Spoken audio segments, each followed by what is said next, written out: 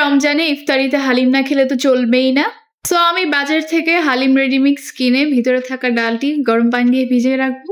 And no, এটা কোনো sponsor না, বাট রাঁধুনি মেক্স ইউর লাইফ ইজিয়ার। দেন আমি একটি গরম পাত্রে পরিমাণ মতো তেল আর আদা রসুন বাটা দিয়ে ভালো করে কষিয়ে নিচ্ছি।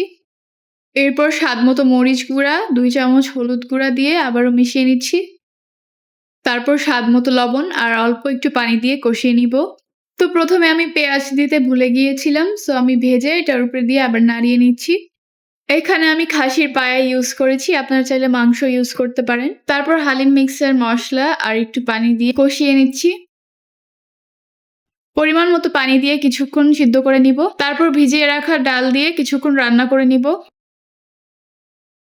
তারপর ডেকোরেশন আর স্বাদ বাড়ানোর জন্য এখানে আমি পেঁয়াজ বেরেস্তা ইউজ করেছি। তৈরি হয়ে গেল গরম গরম হালিম। লাইক, শেয়ার আর ফলো করতে ভুলবেন না।